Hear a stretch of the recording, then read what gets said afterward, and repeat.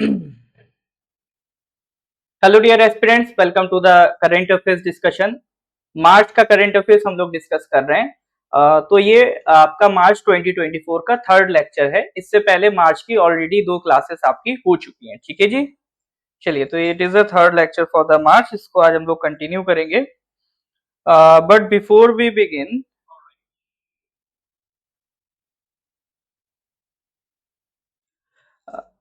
एक बार वही सर अपनी पुरानी परंपरा पिछले क्वेश्चंस रिवाइज कर लेते हैं। जहां तक हम करके आए हैं देख लेते हैं कितना आप बना पा रहे हैं, कितना नहीं बना पा रहे हैं। इसका आंसर दीजिए क्वेश्चन नंबर 9। ये ऐसा क्वेश्चन है जो एज इट इज डायरेक्ट उठ के आ जाएगा आपके एग्जामिनेशन में। क्या होगा सर इसका आंसर क्वेश्चन नंबर 9 का?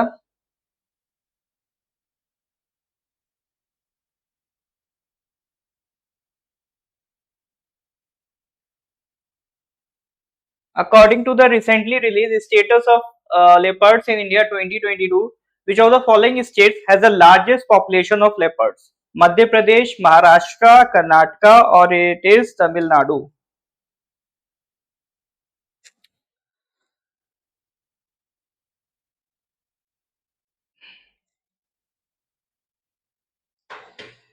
ओके,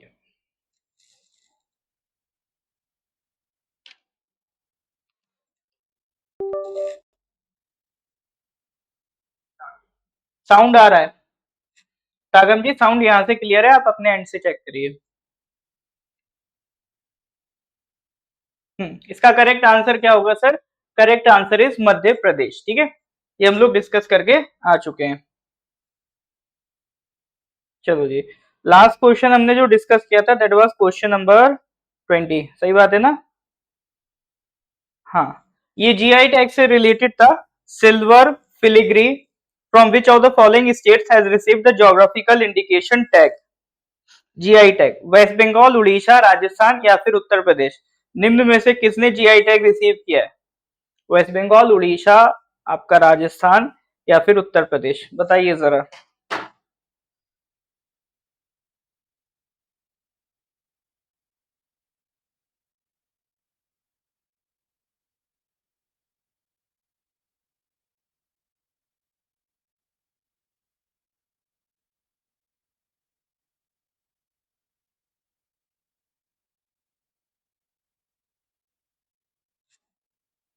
हाँ जी, इसका आंसर जो था वो था आपका उड़ीसा। ठीक है, ये क्वेश्चन नंबर 20 तक हम करके आ चुके हैं। आज क्वेश्चन नंबर 21 से स्टार्ट करेंगे। अच्छा, कुछ लोग बोल रहे थे सर यूट्यूब पे कराइए। देखिए, यूट्यूब पे हम लोगों ने ऑलरेडी रिकॉर्डिंग सेशन डाल ही रहे। हमारे 2 मेन सोशल मीडिया प्लेटफॉर्म है, एक है सर फेसबुक और एक है आपका यूट्यूब। फेसबुक में सर लाइव क्लासेस फिर भी हो जाता है, लेकिन अगर रिकॉर्डिंग अगर हम फेसबुक पे रखेंगे तो वो उतना मतलब प्रॉपरली आप उसमें यूज करने में दिक्कत होती है। तो इसीलिए जो रिकॉर्डिंग है उसके लिए हम यूट्यूब चला रहे हैं। एक हमारा स्टूडेंट बेस फेसबुक पर भी है, तो उनको भी रिक्वेस्ट थी सर फेसबुक पे कराओ आप। ठीक है, तो उनको कैटर करने के लिए हम फेसबुक पे भी क्लास करा रहे हैं। ठीक है, तो लाइव क्लास तो सर उसमें सेम ही रहता है, आप फेसबुक पे करो या यूट्यूब पे करो। यूट्यूब तब ज्यादा बेटर हो जाता है जब आप रिकॉर्डिंग क्लास कर रहे हो। ठीक है ना? और दूसरी चीज सर ये कि फेसबुक पे प्रॉब्लम तब आती है जब आप डायरेक्ट लिंक को ओपन करते हो। उसके लिए बस आप एक फेसबुक ऐप इंस्टॉल करके रख लो। ठीक है ना? फेसबुक ऐप इंस्टॉल करके रख लो। आप उसमें अगर ये लगता नहीं सर हम फेसबुक नहीं चलाना चाहते हैं, तो आप कोई भी रैंडम एक छोटी मोटी ऐसी आईडी बना लो। ठीक है, जिसको आप यूज नहीं करते हो, तो उस पे आपको ज्यादा नोटिफिकेशंस भी नहीं आएंगे और उसी पे आप सिंपली यूज कर सकते हो। डायरेक्ट जैसे लिंक ओपन करोगे वो ऐप ओपन हो जाती है। ठीक है, तो एक बार आप मतलब ऐप यूज करोगे तो उसके बाद फेसबुक हो या यूट्यूब हो वो सेम ही तरह से वर्क करते हैं आपका। बाकी जो एक मेजोरिटी स्टूडेंट्स हैं वो तो इसकी रिकॉर्डिंग ही देख रहे हैं, तो रिकॉर्डिंग के लिए तो सर ऑलरेडी हम उसको यूट्यूब पे अपलोड कर ही रहे हैं। जैसे कल वाला लेक्चर है वो आपका यूट्यूब पे अपलोड हो चुका है, वो आप यूट्यूब पे जाकर देख सकते हैं। ठीक है सर? अरे बॉबी जी बिल्कुल, अरे धन्यवाद। ठीक है, चलिए, तो ये उड़ीसा में हम लोगों ने, अच्छा ये चलो, ये दूसरे क्वेश्चन की स्लाइड आ गई थी, उसको एडजस्ट कर दूंगा मैं। ये क्वेश्चन नंबर 21 देख लो सर आप लोग। यहां से आज हम स्टार्ट कर रहे हैं। ठीक है, क्वेश्चन नंबर 20 तक हो गया था पिछली क्लास में, आज हम 21 से स्टार्ट कर रहे हैं। तो ये रहा sir question number 21। Recently Ambaji white marble from which of the following state has received the GI tag? Gujarat, Rajasthan, Orissa या फिर Karnataka? Ambaji white marble from which of the following state has received the GI tag? Gujarat, Rajasthan, Orissa और कर्नाटका, बताइए सर।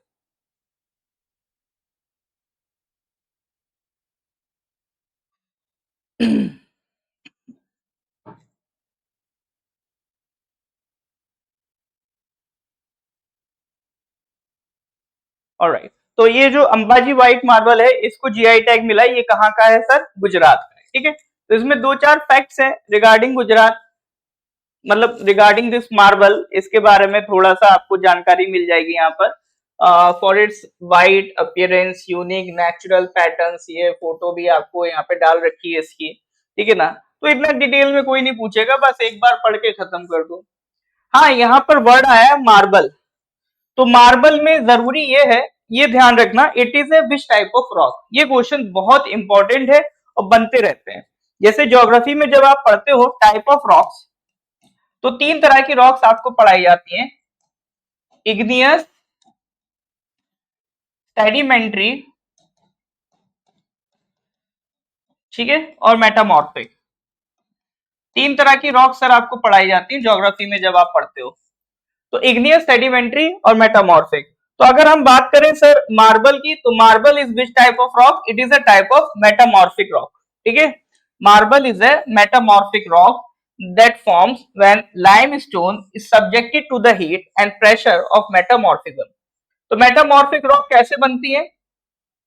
इसी में आपका जो igneous और sedimentary rocks में आफ्टर अ सर्टेन टाइम जो प्रेशर चेंजेस होते हैं, केमिकल चेंजेस होते हैं, उसकी वजह से कई बार जो इग्नियस रॉक्स हैं या सेडिमेंट्री रॉक्स हैं वो अपनी फॉर्म चेंज कर लेती हैं, ठीक है ना। तो वो जो एक नई फॉर्म ऑफ रॉक बनाती है उसको अपन क्या कहते हैं? मेटामॉर्फिक रॉक कहते हैं।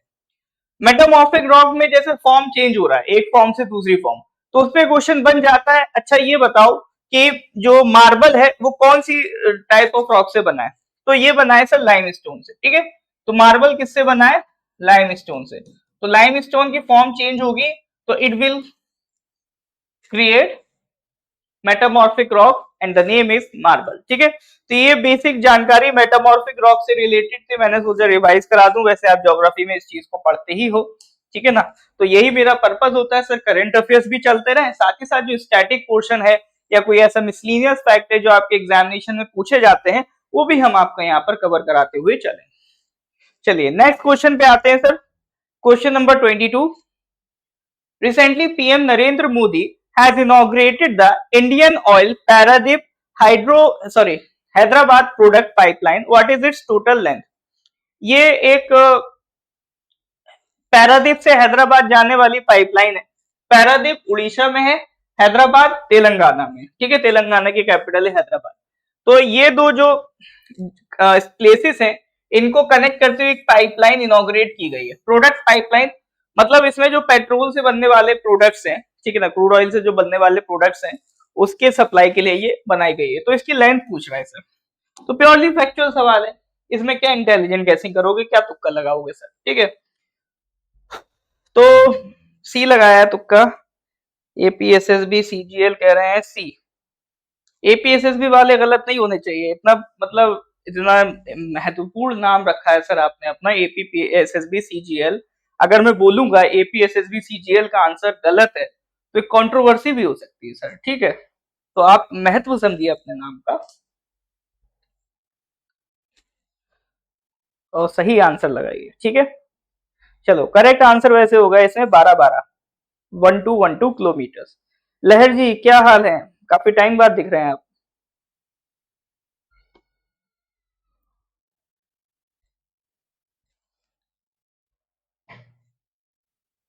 12 किलोमीटर, ठीक है। Paradip Hyderabad product pipeline project, ठीक है। चलो नेक्स्ट क्वेश्चन पे आ जाओ sir,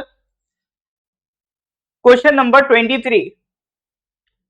Recently, Gewra coal mine has been granted environmental clearance to expand production capacity to 70 million tons per annum. मतलब इससे कोई मतलब नहीं, क्या कर रहे हैं कितना कर रहे हैं वो सब कुछ नहीं पूछने वाला। मुद्दा ये है कि ये जो गेवरा कोल माइन लिखी है, ये छत्तीसगढ़ के किस डिस्ट्रिक्ट में आती है? ठीक है, ये छत्तीसगढ़ में किस डिस्ट्रिक्ट में आती है? ओ अच्छा, आप यूट्यूब पे आ रहे थे। आप देखो ये हो जाता है थोड़ा सा, आप लोग फेसबुक पे कुछ नाम रखते हो, यूट्यूब पे कुछ नाम रखते हो, और रियल नेम कुछ होता है। चलो कोई नहीं। Gevra coal mine has been granted environmental clearance to expand production capacity to 70 million tons per annum। उससे वो मसला नहीं है। मुद्दा ये है कि सर ये बताओ, ये जो कोल माइन दी है गेवरा कोल माइन, ये छत्तीसगढ़ के किस डिस्ट्रिक्ट में आती है? बिलासपुर, रायपुर, कोरबा, बलूद। वैसे कोरबा नाम आपने ज्यादातर सुना होगा, ठीक है, तो अगर तुक्का लगाओगे तो उस पे ही लगा भी सकते हो, और करेक्ट आंसर भी वही है, कोरबा। ठीक है, तो देखो वैसे तो देश भर में जो भी कोल माइंस हैं वो मैंने यहाँ पर मैप आपका डाल दिया है, आप देख सकते हो, है ना। जैसे कि अगर छत्तीसगढ़ में आ जाओ तो कोरबा है, इम्पोर्टेंट इम्पोर्टेंट। झारखंड में आ जाओ तो बोकारो है, झाना है। वेस्ट बंगाल में आ जाओ रानीगंज है, ठीक है ना। तेलंगाना में आ जाओ तो आदिलाबाद वारंगल है। महाराष्ट्र में वर्धा है। फिर इधर आ जाओ, गोदावरी वैली है। और आंध्र प्रदेश में एक और जगह है कड्डप्पा। ठीक है, तो ये कुछ बेसिक हमारे कोल माइंस है। अब यहाँ पर हमने बात करी छत्तीसगढ़ की, ठीक है, तो अब देखो एक क्वेश्चन की एवज में सारे कोल माइंस अगर अपन कराने बैठेंगे आपको इसी क्लास में, तो इसी में टाइम निकल जाएगा। वैसे मैंने मिनरल एंड एनर्जी रिसोर्सेस में पूरा कोल माइंस, जितने भी इंपॉर्टेंट मिनरल्स हैं उनकी माइंस के नाम भी याद कराए, ठीक है, वो आप लेक्चर देख सकते हो। बस उसमें ध्यान रखना जो जो मैंने बताया ना, लार्जेस्ट प्रोडक्शन इसका है, तो वो चेंज होता रहता है टाइम टू टाइम, तो उसको बस एक बार आप करंट से अपडेट कर लोगे तो बाकी ये सब तो मैंने ऑलरेडी पढ़ा रखा है। ठीक है, तो छत्तीसगढ़ में 3 इंपॉर्टेंट कोल माइंस हैं, कोरबा, हसदेव और मांद रायगढ़। ठीक है, तो ये 3 नाम एटलीस्ट आप ध्यान रख लेना, बाकी सब हो ना हो, पहले छत्तीसगढ़ वाला आज इंश्योर कर लो कि ये 3 नाम अगर आप सुनो तो आपको पता होना चाहिए ये कहाँ की बात कर रहा है, छत्तीसगढ़ की बात कर रहा है। ठीक है, ज्यादातर अगर क्वेश्चन आएंगे तो ऐसे ही आते हैं, कोई भी कोल फील्ड उठा के दे देगा और वो स्टेट का नाम पूछ लेगा, बताइए जनाब ये किस स्टेट में। ठीक है, तो कोरबा, हसदेव, मांड, ये कहां पर है सर? आपका छत्तीसगढ़ में। कोरबा से वो मत सोचने लगना सर, कोरबो लोरबो जीतबो तो वो क्या वेस्ट बंगाल बंगाल लगाया हो। ठीक है, कोरबा इज इन छत्तीसगढ़, कोरबा नाम इंपॉर्टेंट है, आता रहता है ना। चलिए क्वेश्चन नंबर 24 पे आ जाओ sir. India first national dolphin research centre has been inaugurated in which of the following cities? Ahmedabad, Patna, Varanasi, Chennai. यहाँ तो लाइट ही नहीं है पिंकी जी, दिल्ली में भी यही हाल चल रहा है, अलग मतलब अपने नॉर्थ इंडिया में भी यही दिक्कत चल रही है इस टाइम, बिजली की काफी कमी हो रखी है लोड शेडिंग की वजह से, पीक पर चली जाती है इस टाइम, टाइम डिमांड पीक पर है। दिल्ली का तो वैसे ही टेम्परेचर नॉर्मल से 8 डिग्री ऊपर चल रहा है, तो यहाँ पर आप सोच सकते हो कितनी हाई डिमांड होगी बिजली की, तो उस वजह से यहाँ पर भी यही मसला चल रहा है।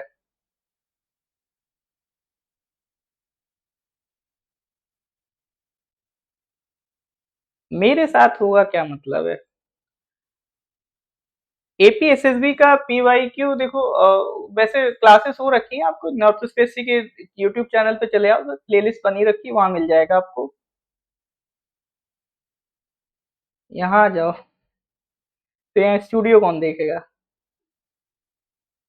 हाँ आएंगे, अभी तो देखो आपका सर वहां पर ईटानगर में अमरजीत सर क्लास ले रहे हैं आपका। ठीक है, हम लोगों ने यही डिसाइड किया, बारी बारी एक एक राउंड माराया करेंगे अपन ईटानगर का। ठीक है, तो आपका अमरजीत सर जब वापस आ जाएंगे तो उसके बाद फिर मैं प्रोग्राम बनाता हूँ ईटानगर का।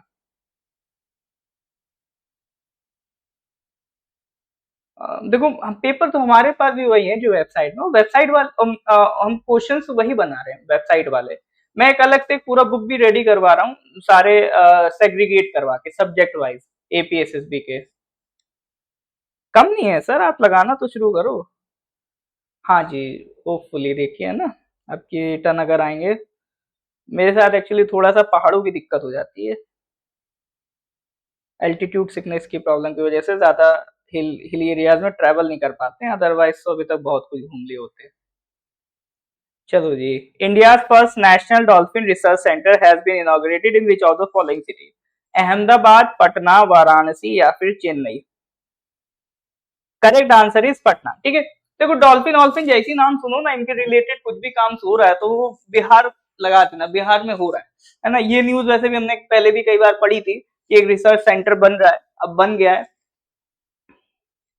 ठीक है ना, तो डॉल्फिन में एक चीज बहुत इंपॉर्टेंट याद रखना sir, it is the national aquatic animal of India. ठीक है ना, आपसे बर्ड पूछेंगे बता दोगे, फ्लावर पूछेंगे बता दोगे, एनिमल पूछेंगे बता दोगे, लेकिन एक्वाटिक एनिमल में लोग कंफ्यूज आ जाते हैं। ठीक है, तो एक्वाटिक एनिमल की बात हो तो फट से ध्यान रख लेना, इट इज डॉल्फिन, सॉरी, हाँ Gangetic dolphin. Gangetic dolphin is the aquatic animal of India. अब थोड़ा डीप में जाएगा तो ये पूछेगा कि बताओ ये जो डॉल्फिन है, ठीक है ना, जैसे तो ये फ्रेश वाटर में रहती है कि सलाइन वाटर में? तो ये सिर्फ और सिर्फ आपका फ्रेश वाटर में रहती है, डीप वाटर को ये प्रेफर करती है। ठीक है, कौन से वाटर में है या जनरली आपको देखने को मिलेगी? अब देखो इसमें जो सेंटर बन रहा है पटना में बन रहा है, यानी पटना के आसपास ये देखने को मिलेगी। पटना के आसपास कौन सी नदी देखने को मिलेगी? गंगा। तो यानी जो गंगेटिक प्लेन है वहां पर ये आपको रिवर देखने को मिलेगी। तो गंगा और ब्रह्मपुत्रा के जो प्लेन आपके एरियाज हैं, ठीक है, इंडिया नेपाल बांग्लादेश में जो गंगा और ब्रह्मपुत्रा के रिवर बेसिन हैं, ठीक है, तो इनसे जो लगे इलाके हैं यहाँ पर आपको गैंगेटिक डॉल्फिन देखने को मिलेगी। गैंगेटिक नाम से समझ जाओगे सर गंगा से रिलेटेड है। बाकी और क्या पूछ सकता है इसमें? ये आपसे पूछ सकता है प्रोटेक्शन स्टेटस, कि आईयूसीएन के हिसाब से कौन सी कैटेगरी में आता है? तो आईयूसीएन के हिसाब से ध्यान रखना, it is in endangered category. ठीक है, तो ये डॉल्फिन रिसर्च सेंटर कहां बना है? पटना में बना है। पहली बात डॉल्फिन से रिलेटेड ये याद रखना कि national aquatic animal of India is Gangetic dolphin. दूसरी बात याद रखना, और भी तरह की डॉल्फिन होती है, यहां पर हम बात कर रहे हैं गैंगेटिक डॉल्फिन की। ठीक है, और भी अलग होती है, जैसे एक होती है इरावती। ठीक है, ये हम बात करें गैंगेटिक डॉल्फिन की, it is the national aquatic animal of India. Second thing ध्यान रखेंगे कि कौन से रिवर बेसिन में मिलता है? गंगा एंड ब्रह्मपुत्र।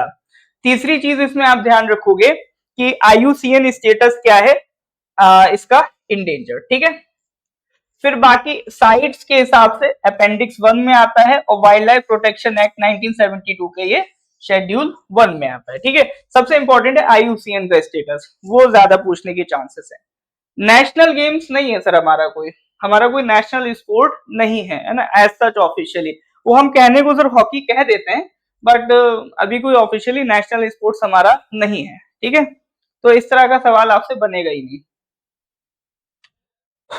चलो जी, तो ये कुछ बेसिक जानकारियां थी रिगार्डिंग डॉल्फिन जो आपसे पूछ सकता है। ठीक है ना, तो इसको ध्यान रखिएगा।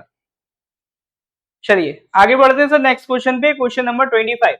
Recently, PM Narendra Modi has inaugurated the monoethylene glycol project in Paradip refinery. It is separate operated by which of the following companies? एक मोनोइथाइलिन ग्लाइकोल प्रोजेक्ट चल रहा है, ठीक है ना, मतलब उसकी मैन्युफैक्चरिंग के लिए एक प्रोजेक्ट शुरू किया गया है पैरादीप रिफाइनरी में। पैरादीप कहां पर है? उड़ीसा। ठीक है, पैरादीप रिफाइनरी अगर पूछता है तो आंसर क्या लगाओगे आप? उड़ीसा।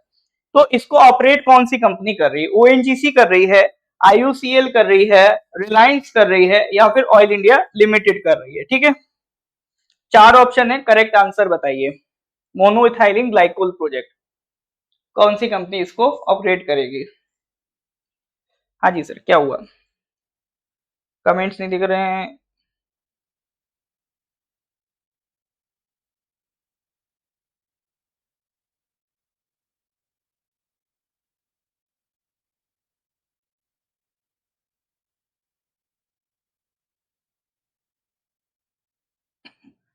ओएनजीसी, ओंगो ओंगो ओंगो नहीं है सर, ओएनजीसी है। ठीक है, करेक्ट आंसर इज आईयूसीएल।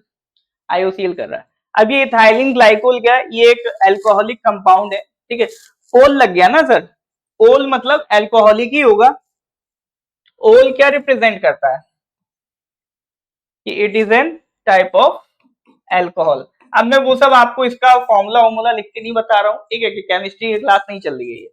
तो ethylene glycol it is a colourless and odourless alcoholic compound. इसका पर्पज क्या है सर, इसको बना क्यों रहे हैं, ये इथाइलिन ग्लाइकोल की जरूरत क्या है? देखो एक तो इसका जो मेन पर्पज है for the manufacturing of polyester fibre. Polyester fibre मतलब एक तरीके का कपड़ा होता है, तो उसको मैन्युफैक्चर करने के लिए इसको उसमें यूज किया जाएगा, उसके लिए इसको प्रोड्यूस किया जा रहा है। साथ ही साथ ऑटोमोटिव एंटी फ्रीज की तरह भी इसको यूज किया जा सकता है, ठीक है ना। तो ये दो इसके पर्पज हैं इथाइलिन ग्लाइकोल के, ये ध्यान रखिएगा, ठीक है। तो पूछ सकता है ethylene glycol is used in the textile industry, तो इस तरह से रिलेटेड आपके क्वेश्चन बन सकते हैं, अगर कभी बने तो लगा देना सही आंसर, ठीक है। चलो जी, तो दैट इज क्वेश्चन नंबर 25। आगे बढ़ते हैं सर अगले क्वेश्चन की तरफ, question number 26। Recently, which of the following state governments has announced to introduce Sabari K rice? Karnataka, Kerala, Tamil Nadu, Odisha. Which of the following state governments has announced to introduce Sabari K rice initiative? Karnataka, Kerala, Tamil Nadu और उड़ीसा। हाँ जी sir बताइए, सबरी के rice initiative किसने announce किया है? कर्नाटका, केरला, तमिलनाडु और उड़ीसा, ठीक है। चार ऑप्शन है। चलो करेक्ट आंसर की बात करें तो sir correct answer is Kerala. अब देखो सबरी के राइस हमारे लिए इतना इंपॉर्टेंट नहीं है, लेकिन सबरी के राइस जो स्टार्ट हुआ है it is as seen as a response to the union government distribution of Bharat rice, ठीक है। तो उसी के पैटर्न पे जिस तरह से भारत सरकार ने भारत राइस इनिशिएटिव लॉन्च किया है, उसी पैटर्न पे सबरी के राइस इनिशिएटिव केरला ने लॉन्च किया है। तो यहां से मैं आपको थोड़ा सा भारत राइस के बारे में बताना चाहता हूं, ये इनिशिएटिव है क्या। देखो ये एक ऐसा इनिशिएटिव है जिसमें भारत सरकार का पर्पज ये है कि वो चावल को सेल करें एट ए सब्सिडाइज्ड प्राइस, ठीक है। आम जनता को कम दाम में चावल अवेलेबल कराने का ये एक इनिशिएटिव है। तो इसका पर्पज क्या है, एक तो मार्केट को स्टेबलाइज करेगा, जैसे महंगाई दर बहुत ज्यादा बढ़ रही है, तो सरकार अगर चावल प्रोवाइड करेगी इज सब्सिडाइज रेट, तो जो प्राइवेट कंपनीज है उनको भी रेट को क्या है थोड़ा सा डाउन करना पड़ेगा।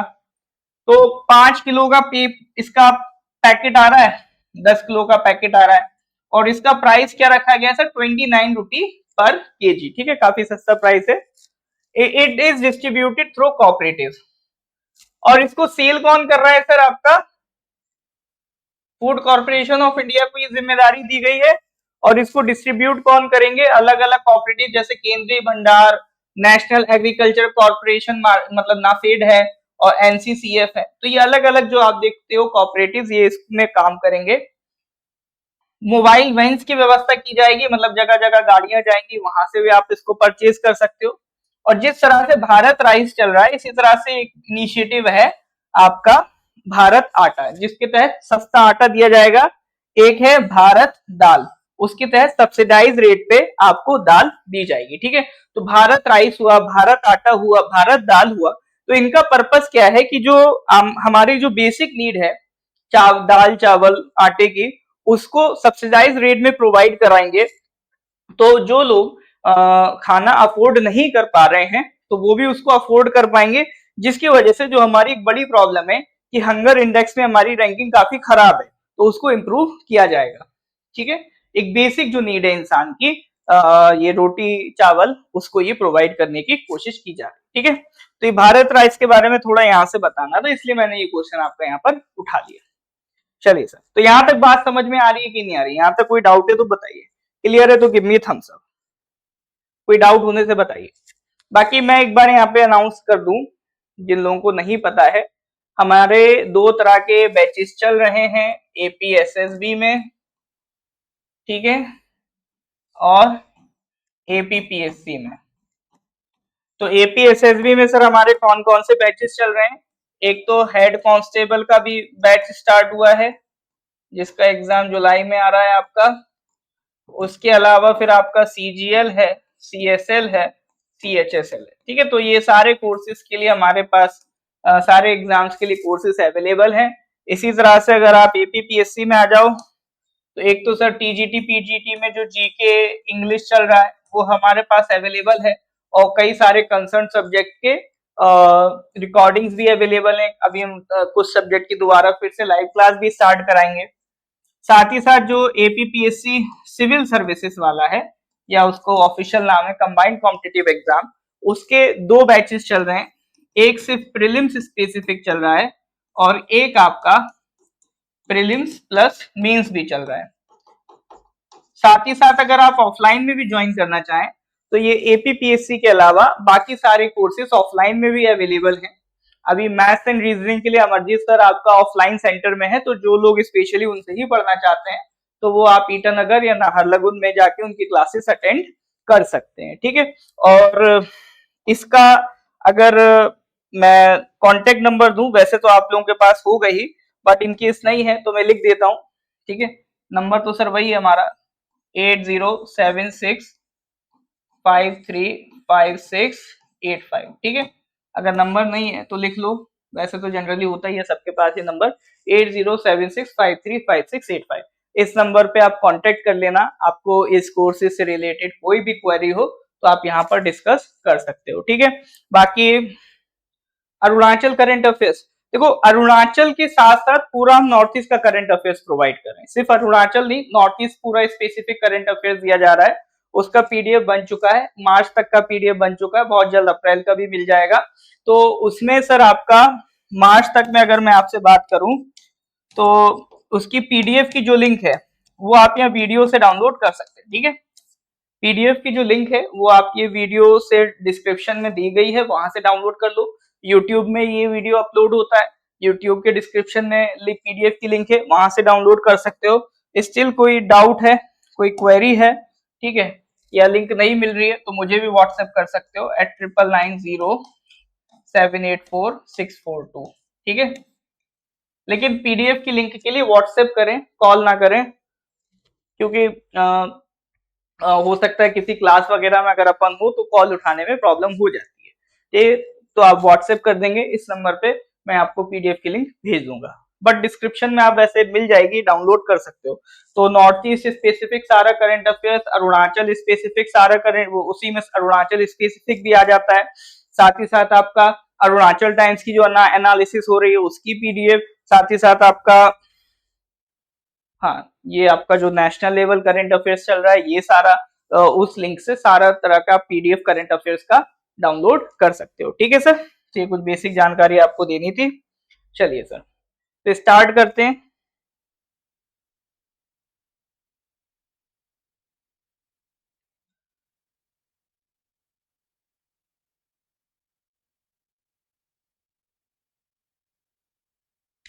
न्यू ज्वाइन क्या है, देखो रिकॉर्डिंग सर अवेलेबल है, ये जितना भी करंट अफेयर्स हो रहा है ये open to all current affairs है, इसका रिकॉर्डिंग आपको यूट्यूब चैनल पे मिल जाएगा। ऐसे तो फेसबुक पे भी हो ही गई, जो भी लाइव क्लास होती है किसी भी प्लेटफॉर्म पे तो वो डिलीट नहीं की जाती, वो वहां पड़ी रहती है। फेसबुक से भी कर सकते हो बट यूट्यूब ज्यादा बेटर हो जाता है रिकॉर्डिंग के मामले में, तो वो यूट्यूब पे भी उसकी रिकॉर्डिंग आपको वहां पर मिल जाएगी। और जो आपकी स्पेसिफिक कोर्स की क्लासेस हो रही हैं, ठीक है ना, तो वो कोर्स की क्लासेस की रिकॉर्डिंग आपको ऐप पर मिलेगा। जो भी लाइव क्लास हो रहा है, ऐसा कोई भी लाइव क्लास नहीं होगा जिसका आपको रिकॉर्डिंग ना दिया जाए, ठीक है। चलिए बात समझ में आ गई, और तो किसी को कोई डाउट नहीं है। आगे बढ़ते हैं सर क्वेश्चन नंबर 27 पे। Recently union minister of law and justice has amended conduct of election rules 1961 to raise the minimum age for senior citizen postal voting to which of the following। देखो जो senior, देखो postal voting की वैसे भारत सरकार सुविधा देती है, जैसे कि आपने देखा होगा जो लोग गवर्नमेंट सर्विस में रहते हुए किसी अपने घर से दूसरी जगह पोस्टेड हैं, या लोग जो डिफेंस में काम करते हैं उनकी पोस्टिंग घर से दूर होती है, तो उस तरह का जो काम करते हैं सरकार के लिए, उनको सरकार व्यवस्था देती है कि आप पोस्टल वोटिंग कर सकते हो, मतलब आप अपना वोट पोस्ट करके भेज सकते हो। इसी तरह की व्यवस्था सीनियर सिटीजन के लिए भी की जाती है। तो उनकी लेकिन जो लिमिट है सीनियर सिटीजन की एज की, कि कितनी एज से ऊपर के सीनियर सिटीजन को काउंट किया जाए, तो उस एज को बढ़ा दिया गया। तो सवाल यही है कि पहले कितनी एज थी, अब कितनी कर दी गई है। तो ये जो सारी चीजें हैं ये लिखी है सर आपका कंडक्ट ऑफ इलेक्शन रूल्स 1961 में, ठीक है। कंडक्ट ऑफ इलेक्शन रूल्स 1961 में ये सारी चीजें लिखी हैं, उसी में एक मॉडिफिकेशन करके, एक अमेंडमेंट करके जो सीनियर सिटीजन की एज है वो बढ़ा दी गई है for the purpose of postal voting, ठीक है। तो कितनी एज कर दी गई है ये क्वेश्चन है। तो करेक्ट आंसर इज 85। ठीक है, पहले ये जो एज थी मिनिमम एज वो थी 80 इयर्स, अब उसको बढ़ाकर कितना कर दिया गया 85। ठीक है, ये एक रीजन ये भी है इसका सर, क्योंकि देश में क्या हो रहा है इस टाइम, अगर आप देखोगे तो जो एज है वो बढ़ रही है, लाइफ एक्सपेक्टेंसी लोगों की बढ़ रही है। तो लाइफ एक्सपेक्टेंसी बढ़ने की वजह से जो आबादी है वृद्ध लोगों की, सीनियर सिटीजन्स की, वो भी बढ़ रही है सर। ठीक है ना, तो गवर्नमेंट के लिए थोड़ा सा मुश्किल हो रहा था, तो 80 प्लस के हटा के उन्होंने क्या कर दिया 85 प्लस। ठीक है, तो अभी जो रिसेंट डेटा पब्लिश हुआ है उसके हिसाब से 1.85 करोड़ सिटीजन है जिनकी एज 80 प्लस है। ठीक है, तो अब इसको 80 प्लस की जगह क्या कर दिया जाएगा 85 प्लस, तो मिनिमम एज 80 से बढ़ा के कितनी कर दी 85। तो ये जो पोस्टल वोटिंग की व्यवस्था है, it is crucial for voters who are unable to physically attend polling station due to various reasons including occupational duties, health concerns और पर्सनल सर्कमस्टांसेस। ठीक है, चलिए, तो ये एज बार बताना था, जो 80 से बढ़ के कितना हो गया 85 हो गया। ठीक है, चलो आगे बढ़ते हैं सर अगले क्वेश्चन की तरफ। Question number 28। Recently PM Narendra Modi has inaugurated the Indian Oil Corporation Limited Muzaffarpur to Motihari LG pipeline. What is its total length? तो ये जितनी भी पाइपलाइंस आप पढ़ रहे हो इनमें ये जरूर ध्यान रखना कि जो लोकेशन है इनके स्टेट कहां पर है। जैसे बात हो रही है मुजफ्फरपुर से मोतिहारी, ठीक है, तो इसकी टोटल लेंथ कितनी है सर? वही आपका 109 किलोमीटर। और ये दोनों कहां पर है सर? आपका बिहार में है। ठीक है, मुजफ्फरपुर और Motihari both are in Bihar. तो 109 किलोमीटर इसकी लेंथ है। बहुत इंपॉर्टेंट क्वेश्चन नहीं है, बस ऐसे डाल दिया। नेक्स्ट क्वेश्चन आ जाओ सर, क्वेश्चन नंबर 29।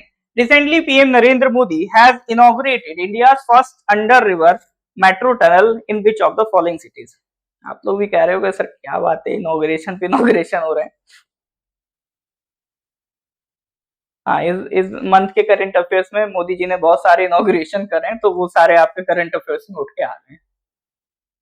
ये मार्च का महीना चल रहा है ना। किलोमीटर वाला ना, नहीं तो किलोमीटर वाले इतने इंपॉर्टेंट भी नहीं होते हैं, क्योंकि इतना स्पेसिफिक पूछे चांसेस बहुत कम हो जाते हैं। PM Narendra Modi has inaugurated India first ever under river metro tunnel. अब देखो सर, ये इस तरह की जो जानकारी है ना, आजकल अगर इंस्टाग्राम वगैरह चला रहे हो, रील्स वगैरह चला रहे हो, तो इस तरह की जानकारी तो रील्स पे बहुत ज्यादा अवेलेबल है। ठीक है ना, तो अंडर रिवर मेट्रो टनल जो बनी है वो कहाँ बनी है सर? कोलकाता में बनी है। ठीक है, अभी जो first under river metro tunnel है वो कहाँ बनी है सर? आपका कोलकाता में।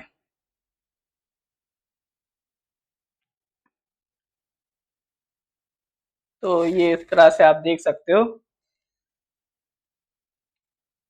कि 13 मीटर नीचे पानी के, ये 13 मीटर और डेप्थ ली, फिर यहाँ पर ये आपका टनल कनेक्ट की गई है। ट्विन टनल है यहाँ आपका।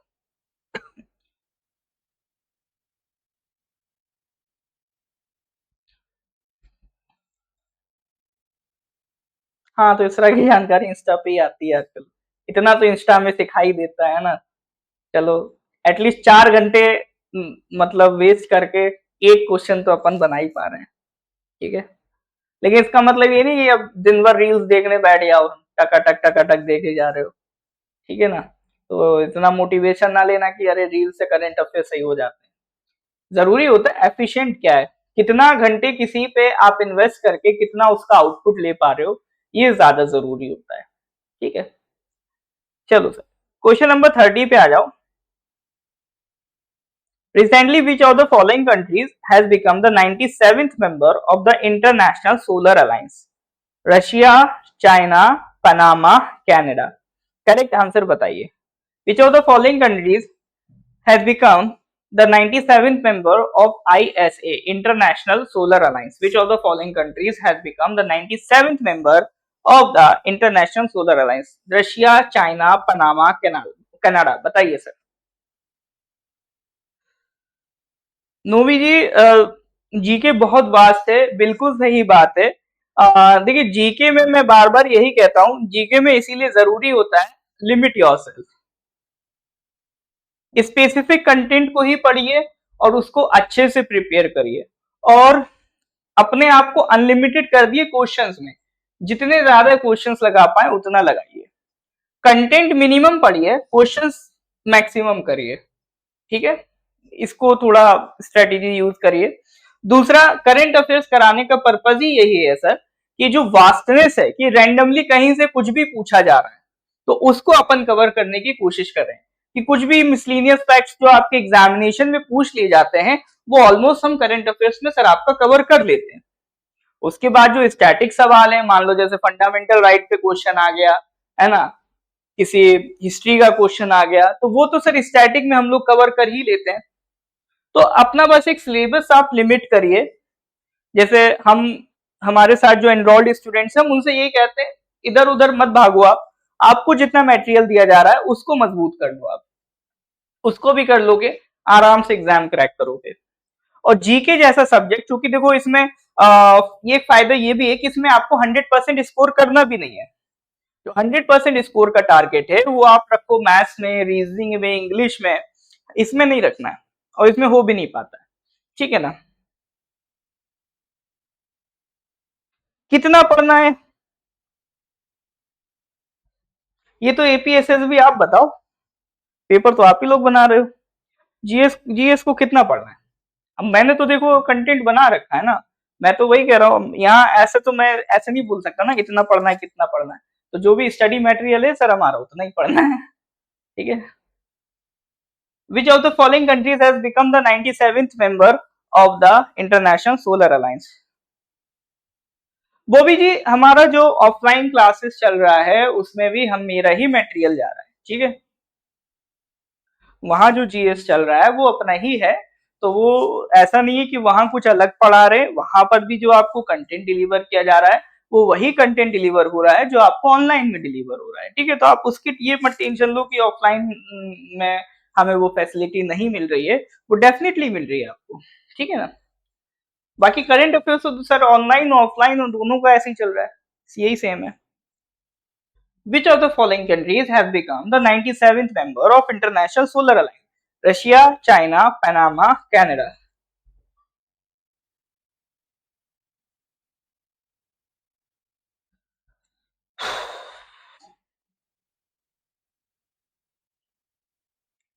देखो हाँ, पढ़ाने का तरीका से सब टीचर्स का अपना अलग अलग होता है ना। मेन चीज होती है आपको समझ में आना चाहिए। बताइए सर इसका करेक्ट आंसर क्या है?